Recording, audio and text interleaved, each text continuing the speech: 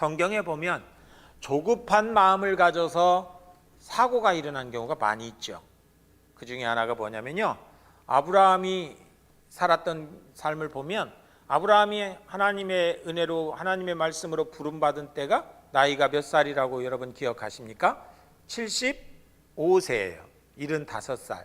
요즘으로 보면 뭐 75세 정도 살면 이제 노인이시구나 이렇게 말할 텐데, 그 당시에는 75세라도 전혀 뭐 노인 같지 않았었던 거예요. 근데 75세의 부름을 받고 하나님께서 아브라함과 사라에게 네 후손이 뭐와 같이 된다고 그러셨습니까? 하늘의 별과 같이, 바닷가의 모래같이 된다, 뭐 이런 말씀을 주셨는데, 아니 10년 동안 가나안 땅에 가서 살면서도 아무런 변화가 없었어요.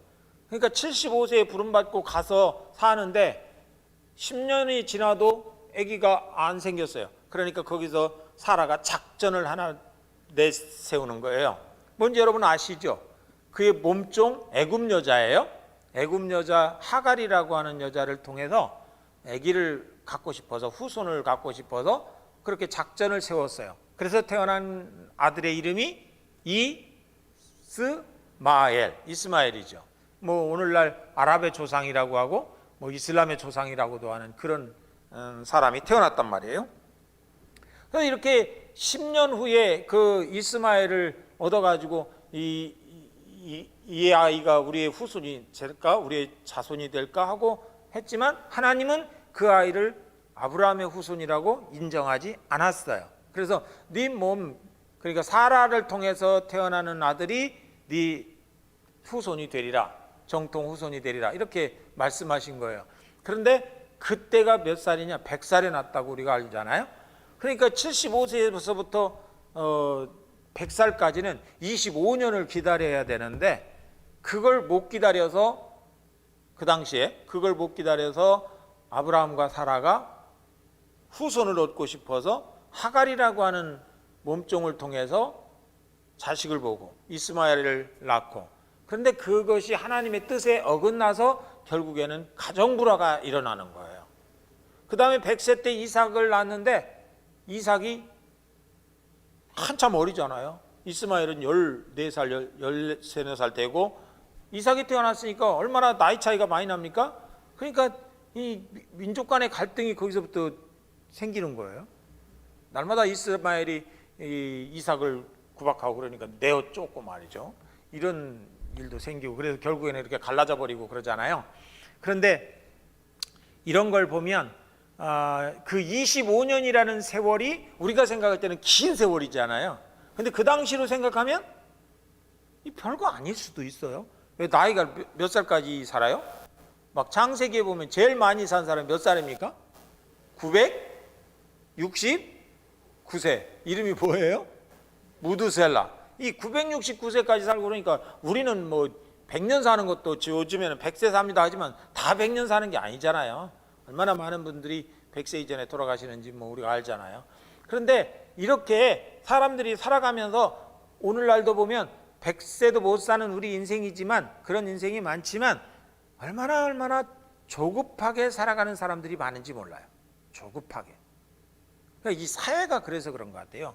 그래서 심리학자들은 어떤 말을 하냐면, 이 사회가 막 너무 복잡하고 막 굉장히 신경을 곤두세우고 살아야 되는 그 사회이기 때문에 사람들이 막 조급하다는 거예요. 이 조급한 것은 나중에는 결국 뭘로 문제가 생기냐면 불안증으로 오는 거예요. 불안증. 막 신경이 긴장되고 조급하고 그러다 보면 불안도 같이 오는 거거든요. 그러다 보면 나중에 우울증도 생기고 자꾸 이렇게 병이 생기는 사회가 돼버렸어요. 그런데 우리가 그냥 오늘 여기 말씀 속에서 보면 조급함, 예수 믿는 사람들이 조급하게 사는 거, 이거는 좀 기다려야 돼요. 기다리는 것을 훈련해야 돼요. 그래서 그 조급함을 이겨야 돼요. 성경에서 신앙생활하는 사람들이 조급하면 좋은 결과가 절대 안 옵니다, 여러분. 그래서 우리는 오늘 이 말씀을 보면서 우리가 하나님을 믿는 사람들로서 하나님을 바라보고 가면 되는데, 하나님이 우리에게 길을 제시해주고 우리에게 가르쳐주고 깨닫게 해주시면 그대로 가면 되잖아요. 그런데 그게 잘 느껴지지 않고 안 보일 때는 인간적인 수단으로 막 조급함이 오는 거예요. 그래서 결국 범죄하게 되는 거예요. 우리 그렇게 되면 안 된다는 거죠. 성경에도 보면 그런 경우가 종종 있어요. 예수님과 베드로의 관계도 그렇잖아요. 예수님은 늘 하나님의 말씀 중심으로 이렇게 말씀하시고 하나님 아버지의 뜻대로 살려고 모든 것들을 모범으로 보여주신 분인데, 그 제자들 중에 베드로는 보면 베드로 굉장히 막 조급한 사람입니다. 제자들도 그런 면이 있고요. 그러니까 마태복음 26장의 말씀에 보면 예수님께서 십자가를 지시기 전에 이제 제자들에게 말을 해요. 내가 이제 그 대제사장과 로마 병정들과 서기관들 이런 사람들에게서 팔려서 잡혀가면 너희가 나를 버리고 다 도망치리라. 그러니까 베드로가 풀쑥 나서서 내가 주님과 함께 가서 잡혀가서 죽을지언정 내가 도망치지 않겠나이다, 막 이렇게 호언장담하고 막 그렇게 소리를 쳐요. 그러니까 제자들도, 거기에 있는 제자들도 다 그렇게 했다는 거예요. 한번 마태복음 26장 찾아보세요. 마태복음 26장. 듣기만 하면 졸리니까요. 아까운 시간 졸면 안 되잖아요. 마태복음 26장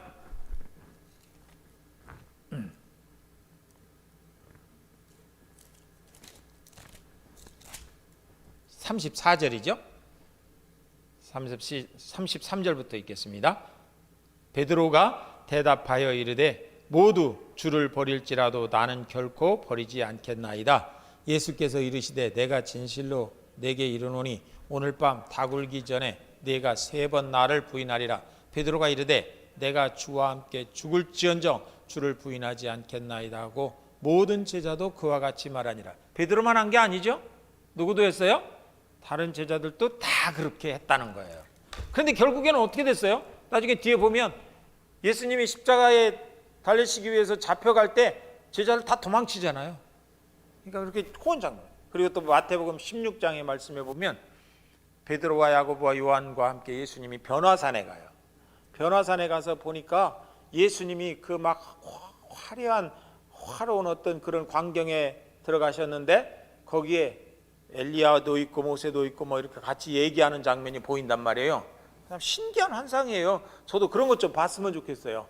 근데 그런 것을 보고서 베드로가 나중에 툭 내뱉는 말이 하나 있어요. 여기다가 무엇을 짓자? 초막셋을 짓자. 그리고 여기 집을 짓고 여기서 내려가지 말고 여기서 살자 이거예요. 아니면 요즘 말로 하면 여기 그냥 기념당으로 지어놓자, 기념관으로 지어놓자, 아니면 뭐 휴양관으로 이런 거예요. 근데 예수님이 뭐라 그래요? 아니다, 여기다 질 게 아니다, 우리는 내려가야 된다, 이렇게 말씀하시잖아요. 그 막 아름다운 곳에서 살고 싶은 이 베드로의 모습, 그러나 내려가야 된다 이렇게 말씀하셨는데 그때도 베드로가 조급한 거예요. 그러니까 조급한 사람은 결국에는 어떻게 되냐, 자기의 속내를 다 드러내면서 잘못된 길로 갈 수가 있는 거예요. 이렇게 조급한 거, 이거는 참 우리가 조심해야 되는 거예요. 우리 사람도 보면 그래요. 목사도 그러고 우리 집사님들도 그러고 우리 뭐 교회에서 일하는 모든 분들도 보면 너무 말을 조급하게 해가지고 문제가 되는 경우가 참 많이 있어요. 그래서 우리가 옛날부터 아는 말 하나 있잖아요. 말로써 말이 많으니 말을까 하노라. 그 얘기는 뭐예요? 말하면 말이 자꾸 많아지니까 말을 어떻게 하겠다는 건가요? 말을 좀 줄이겠다, 그런 얘기예요. 말로써 말이 많으니 말을까 하노라. 많다는 말은 안 한다는 얘기잖아요. 그럴까 하노라, 이런 거죠. 목사는 말하는 것이 참 큰 부담이기는 하지만요. 모세도 그랬어요. 아브라함도 그랬고 베드로도 그랬고 모세도 보면 우리가 앞에 출애굽기 이제 뒤에도 나오지만 신명기나 민수기 이런 데도 그 얘기가 반복해서 나오는데, 무리바에서 물이 없을 때 사람들이 원망하니까 베드로하고 모세하고 아론이 이제 같이 물을 주겠다고 하고 나가는 거잖아요. 모세가 반석을 2번 쳤다는 거. 그 얘기할 때 성경에 보면 민수기나 이런 데 말씀해 보면 아론도 거기 같이 동조했다는 거예요. 그래서 나중에 민수기 후반부에 읽어보면 아론도 가나안 땅에 못 들어가요. 모세만 반석 2번 쳐가지고 가나안 땅에 못 들어간 것이 아니고 아론도 같이 동조했다는 거예요. 하나님의 영광을 드러내지 않았다는 거예요. 요즘으로 보면 그걸 이렇게 다른 상황으로 분석을 해보면 뭐냐면 아론이 모세를 이렇게 다독거려야 됐었다는 거예요. 모세 그러지 마, 그러지 마. 침착하게, 이거 우리가 범죄하면 안 돼. 여기서 우리가 범죄하면 안 돼. 하나님께 영광 돌려야 돼. 말을 하고 다독거려했었는데 아론도 거기 같이 동조했다는 거예요. 그러니까 모세가 그렇게 하는 걸 아론도 그냥 놔두고 봤다는 거예요. 그러니까 요즘 그 음주 단속이 심한데 술 먹고 운전하는 사람 옆에 타면 어떻게 돼요? 옛날에는 그런 거 그냥 관대하게 넘어갔는데 요즘에는 같이 탄 사람도 죄를 묻잖아요. 그러니까 사실은 제가 지난번에도 말씀드렸지만 우리 교회에서도 하나님 앞에 죄 짓는 데는 공범이 많아요. 공범이. 그렇죠? 그러니까 막 예를 들어서 누구를 막 이렇게 막 비난하고 다시 헐뜯고 막 비방하고 이런다. 그러면 혼자 말하면 비방이 됩니까? 그게? 안 되잖아요. 내가 집사님하고 우리 사모 저 못쓰게 생겼어 그러면 맞아요. 이러면 그게 공범이 되는 거예요. 공범이. 그렇게 얘기하면 아무 말도 안 하거나 그렇게 생각하세요? 하고 그거 우리가 말 조심해야죠 하고 한다든지 이래야 되는데 막 그렇게 같이 우리가 흔한 말로 입방아 찢는 거 있잖아요. 그렇게 하면 같이 공범이. 난 그 말씀 읽으면서 막 깜짝 놀랐어요. 모세 그 아론도 같이 그 범죄한 사람이 됐다 그러는 거예요. 그래서 나중에 민수기 후반부에 보면 이런 말씀을 하는 거예요. 아론에게 그 아들에게 이제 그 제사장 직분을 물려주면서 하나님이 말씀하시기를 아론 너도 모세가 거기서 물 사건이 있을 때 무리바 물 사건이 있을 때 너도 하나님께 영광을 돌리지 못했다. 그래서 너도 가나안 땅에 못 들어간다. 이렇게 말씀하셔요. 그러면 여러분 목사가 천국 못 간다고 생각하면 여러분 어때요? 여러분만 갈 것 같아요? 절대 못 가요. 그러니까 우리가 참 서로 잘해야 돼요. 그래서 그런 범죄를 빠지지 않기 위해서는 우리가 오늘 여기 제목대로 뭐 해야 된다? 뭘 버려야 된다? 조급함을 버려야 된다. 그래서 저는 가만히 이렇게 살아가면서 보면 목사인 저도 조급함 때문에 범죄하는 경우가 참 많아요. 가장 내가 잘못하는 게 우리 아내고 아내한테 제일 잘못하고 그냥 너무 말을 풀풀 하니까 쉽게 고쳐지지 않아요. 이게 하나님 앞에서도 그렇고 교인들한테도 그렇게 말할까 봐 내가 늘 조심하고 뭐 사람들한테도 그렇고 그런데 이게 참 우리가 정말 그런 거 생각하면 인간으로 사는 게 이게 참 불행해요. 이게 인간으로 사는 게 이게 참 하나님 앞에 죄일 수밖에 없어요. 그리고 우리가 늘 그런 걸 조심해야 돼. 그래서 오늘 조급해서 하나님 앞에 실수하거나 죄 지은 사람들 세 사람을 봤어요. 누구? 아브라함, 베드로, 모세. 이 세 사람을 봤어요. 누구? 아브라함, 베드로, 모세. 이 세 사람을 봤는데 오늘 여기 6장의 말씀은 이런 거예요. 이제 이렇게 조급했던 모세였기 때문에 하나님의 명령을 듣고 바로에게 가서 하나님이 내 백성을 보내라 그랬다. 가서 광야에 가서 하나님을 섬기면서 살도록 그렇게 하기 위해서 보내라 그랬다. 가서 말을 하니까 이 바로가 머리가 팩 돌아가지고 아니 모세 이놈이 와가지고 자기 백성을 보내라고? 그런 게 어디가 있어? 내가 그걸 그냥 보낼 것 같아? 안 돼. 그리고 나서 이 사람들이 헛된 생각 못하게 하기 위해서 이제 더 막 억압하는 거예요. 그 방법이 하나가 뭐냐면 오늘 말씀 우리가 읽은 대로 뭐예요? 뭘 주지 말고 벽돌을 만들어라? 집을 주지 말고 벽돌을 만들어라.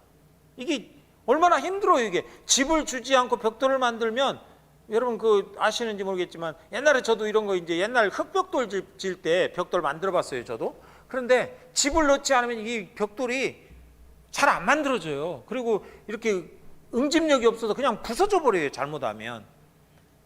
그래서 거기에 집을 넣어야 집이 거기에 같이 이렇게 묻혀서 마르면서 이것이 단단해지거든요. 그럼 막 둥글려도 괜찮아요. 그런데 흙만 뭉쳐놓으면 둥글리면 깨져버려요. 그냥 뚝 잘라져 버려요. 그런데 집을 주지 않고 벽돌을 만들으라고 명령을 내리면서 이 사람들이 딴 생각을 못하게 하는 거예요. 집 없다 그러면 왜 이거 집 안 넣고 만들었냐 그러면 집이 없어서 그랬습니다. 그러면 네가 가서 집을 구해다가 만들어야 될 거 아니야 하면서 막 후려치는 거예요. 못 살게 구는 거예요. 막 죽일 우역까지 하는 거예요. 너 그러면 죽여버린다 막 이러고 거기 이런 얘기가 다 나와요. 그러니까 그런 상황이 되다 보니까 이 사람들이 얼마나 더 힘들겠어요. 이게 이제 노동의 억압이에요. 노동의 억압. 이런 걸 보면요. 우리는 옛날에, 지금은 그렇지 않지만, 지금은 그런 군대가 아니지만 옛날에는 군대 가면요, 딴 생각 못하게 하기 위해서 하루 종일 나가서 진지공사 한다고 막 해요. 지금은 그런 것도 안 하지만 진지공사 한다고 막 땅을 파고 그 삽으로 파고 괭이로 파고 해서 파면 거기서 조금 한 시간 정도 있다가 다시 메꿔라, 이동이다 그래요. 그럼 다 메꿔야 돼요. 다 메꾸고 또 조금 있다가 철수 그러는 거 하는 거예요. 그럼 저쪽에다 진지, 다시 여기 진지 파라 그러면 또 파. 이런 거 저도 해봤어요. 얼마나 그 짜증나나 몰라요. 여기 파면 또 떠날 거 아닌가? 우리 이거 왜 파는 거야? 이러면서 파는 거예요. 이제 그런 거예요. 여기서도 이 사람들에게 딴 생각을 못하게 하기 위해서 집을 주지 않고 벽돌은 수요대로, 맡은 수요대로 만들어내라 그러고 이러니까 사람들이 막 경제적인 그 이 압박, 그 노동의 그 강도, 이런 것이 막 굉장히 어려운 거예요. 그러니까 여기 15절에 보면 그 기록원들이 바로에게 찾아가서 말했어요. 이럴 수가 있습니까? 이거 너무 힘듭니다. 왜 이렇게 하십니까? 그러니까 바로가 그 사람들에게 말하기를, 17절 보세요. 17절에 바로가 이르되 너희가 게으르다 게으르다. 그러므로 너희가 이르기를 우리가 가서 여호와께 제사를 드리지 않은도다. 이제 가서 일하라. 집은 너희에게 주지 않을지라도 벽돌은 너희가 수량대로 바칠지는, 이러면서 막 억압을 하는 거죠. 이 말을 하고는 이제 바로가 말하는 걸 듣고서 이제 큰일 났다, 우리 이제 큰일 났다 하면서 이게 어떻게 될까 하면서 나오는데, 그때 마침 거기에서 누구를 봐요? 모세와 아론을 만나요. 보자마자 기분이 어떨까요? 기분이 팍 상하는 거예요. 너희들 때문에 이렇게 됐잖아, 이런 거예요. 당신들 때문에 우리가 이런 고생을 다 하잖아, 막 이런 거예요. 그래서 21절에 이렇게 말합니다. 그들에게 이르되 너희가 우리를 바로의 눈과 그의 신하의 눈에 미운 것이 되게 하고 그들의 손에 칼을 주어 우리를 죽이게 하는도다. 여호와는 너희를 살피시고 판단하시길 원하노라. 이러면서 막 이게 열받은 소리예요. 열받은 소리. 좋은 소리가 아니에요. 하나님이 너희를 판단하시고 심판하시기를 원한다. 이 얘기는 너희가 이러는 거 하나님 앞에서 잘된 것이 아니라 이거, 이미 판단이 그 속에 들어있어요. 그렇잖아요. 너희가 이렇게 하는 거 우리가 볼 때 너희 하나님 뜻이 아니다, 이거 이렇게 이제 부정하는 거예요. 왜? 자기들이 너무 어려우니까. 우리는 고난당하는데 이것이 하나님의 뜻이다 이렇게 생각하는 경우가 별로 없어요. 욥도 그랬잖아요. 자기가 막 그렇게 고난당하는데 왜 이렇게 당하냐, 이거 내가 잘못한 거 없는 것 같은데, 그러면서 얼마나 힘들어합니까? 친구들은 막 네가 죄졌으니까 이렇게 된 거야 막 이러면서 그 공격해 오고 말이죠. 모세와 아론을 향해서 너희들 때문에 이렇게 이런 일이 생기고 우리가 이런 억압을 당하는 거야 이러면서 모세와 아론을 원망했어요. 그런데 여기서 가만히 보면 바로도 그렇고 백성들도 그렇고 모세와 아론이 하나님이 보내서 이런 일을 한다고 하는 것을, 하나님이 보내서 계획이 있어서 바로에게 가서 이런 말을 하게 한다고 하는 것을 전혀 몰라요. 그러니까 그러는 거예요.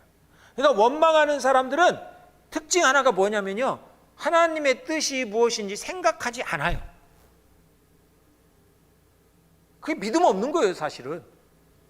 그러니까 어떤 어려움이 있을 때 하나님이 여기서 우리에게 무엇을 가르쳐 주시려고 하실까라는 것을 한 번만 생각하는 사람이라면 쉽게 그렇게 원망하지 않아요.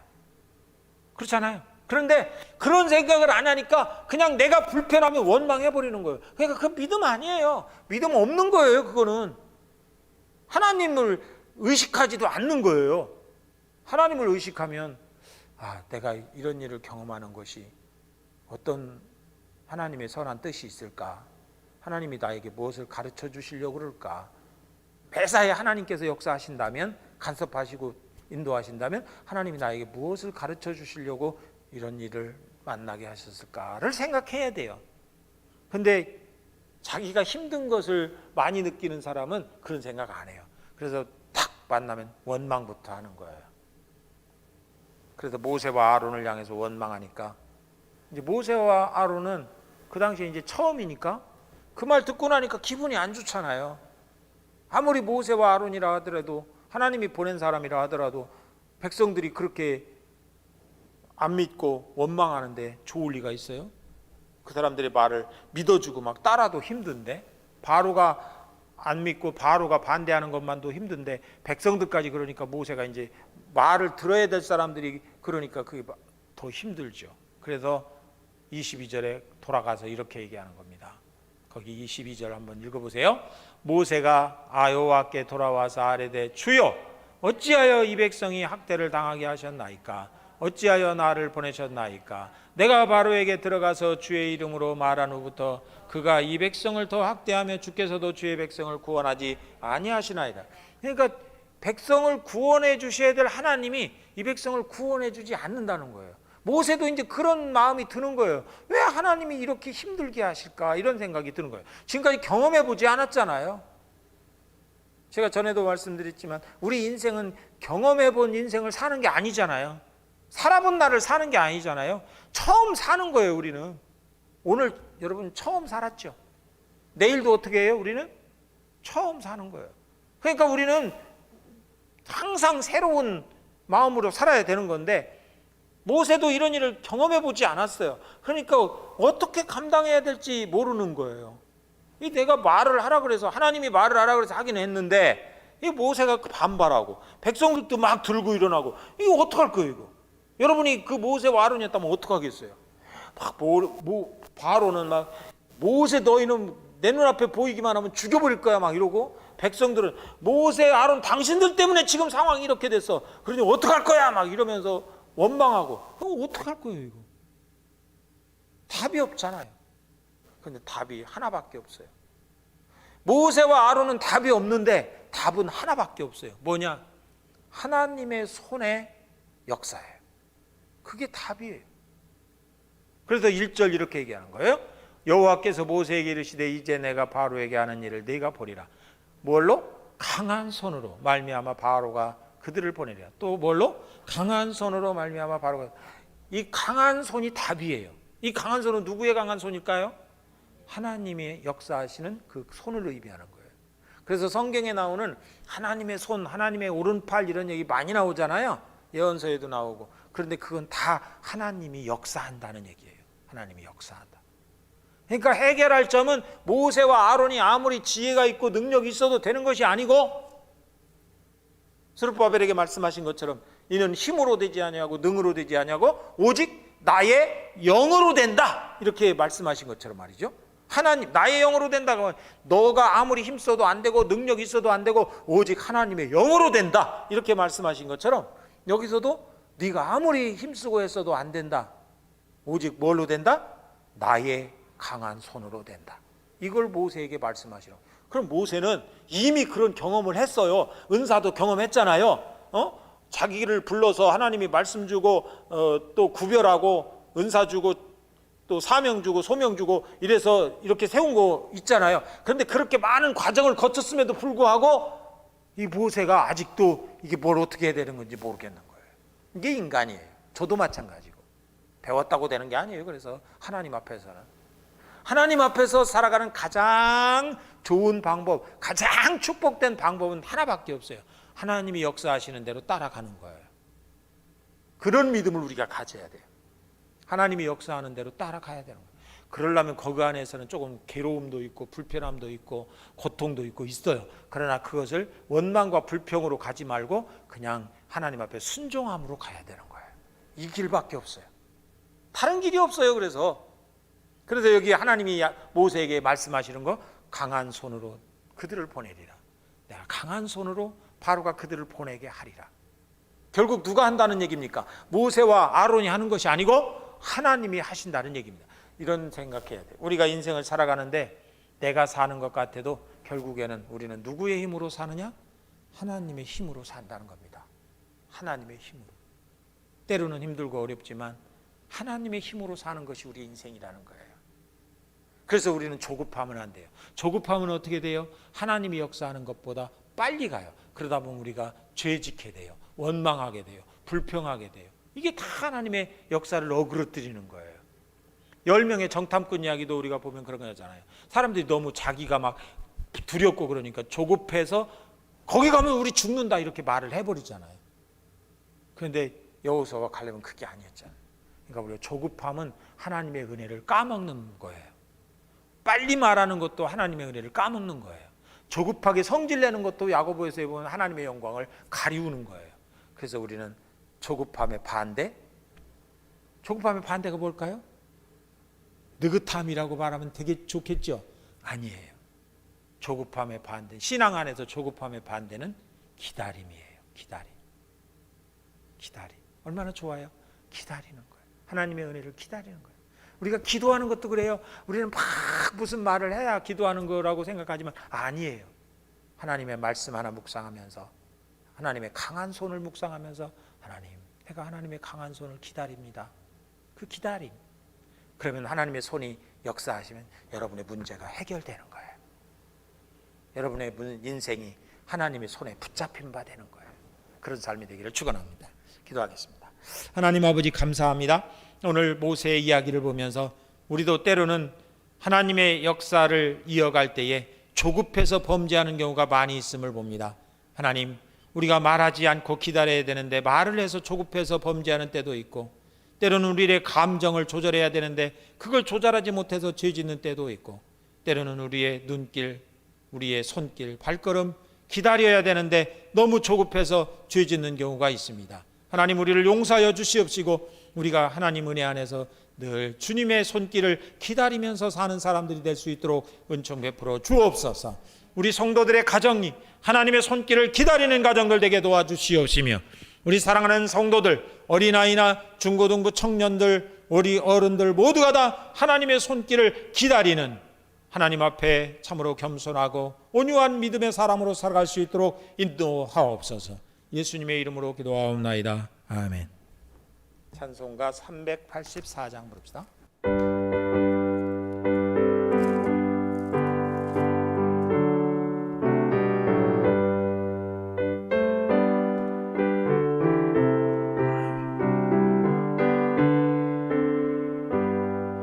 나의 갈 길 다가도록 예수 인도하시니, 내 주 안에 있는 긍휼 어찌 의심하리요.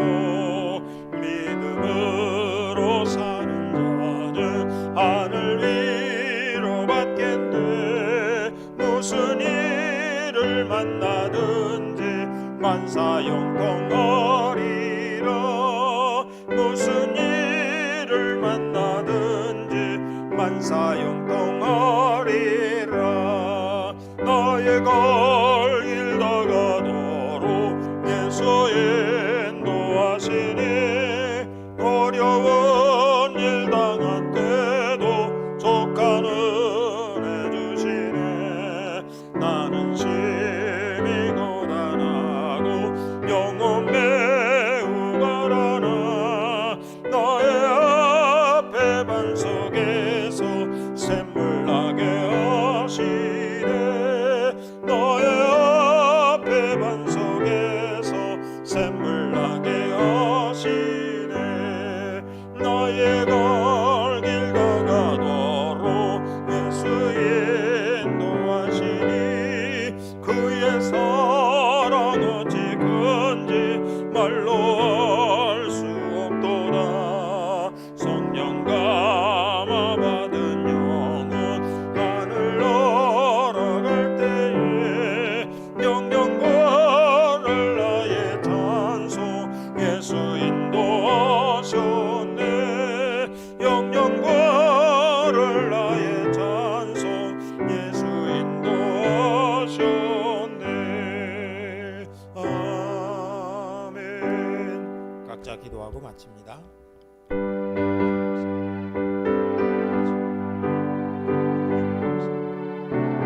하나님 아버지,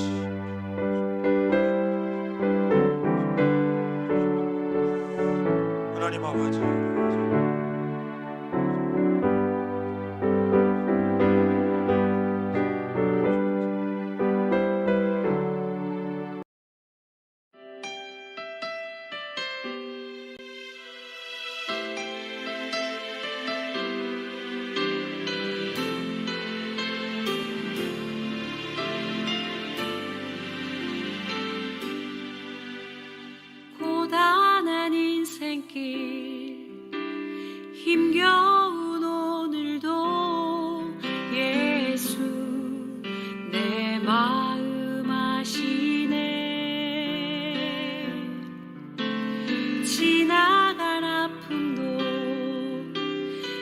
마주할 세상도 예수 내 마음 아시네. 고단한 인생길 힘겨운 오늘도 예수 내 마음 아시네. 지나간 아픔도 마주할 세상도 예수 내 마음 아시네. 믿음의 눈 들어 주를 보리. 이 또한 지나가리라. 주어진 내 삶의 시간 속에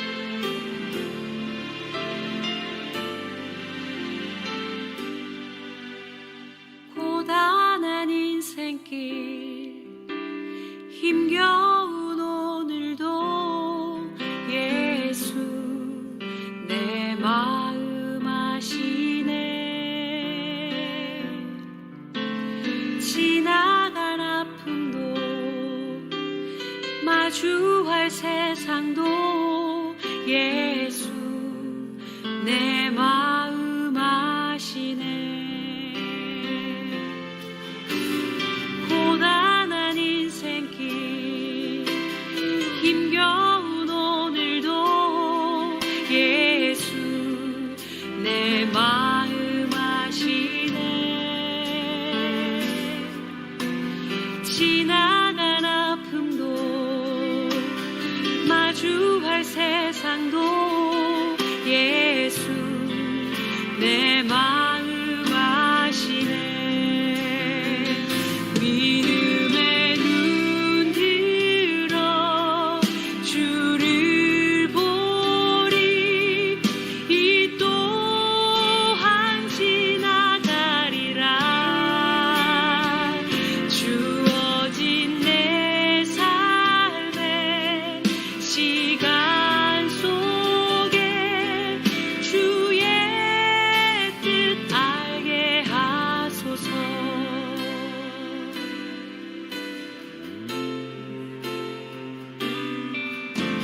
하루를 살아도 기쁨으로 가리. 예수 늘 함께 하시네.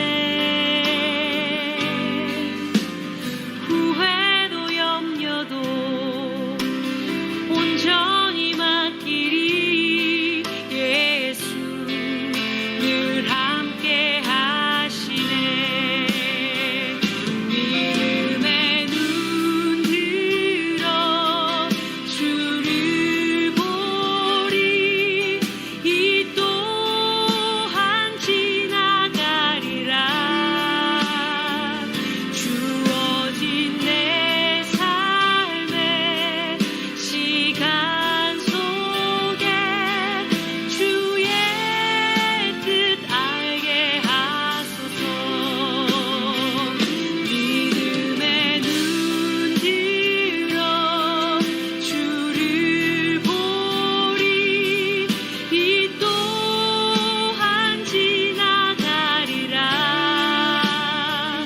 주어진 내 삶의 시간 속에 주의 뜻 알게 하소서.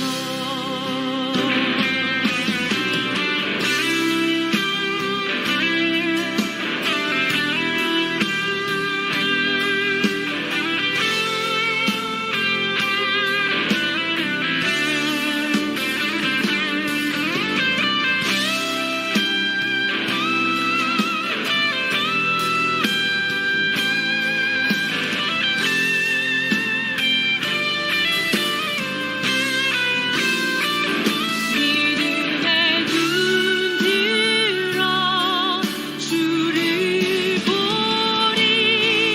이 또한 지나가리라.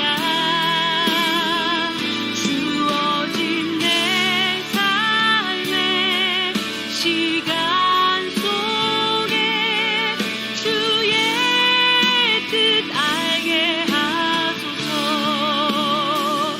믿음의 눈 들어 주를 보리. 이 또한 지나가리라. 주어진 내 삶의 시간 속에 주의 뜻 알게 하소서. 믿음의 눈 들어 주를 보리.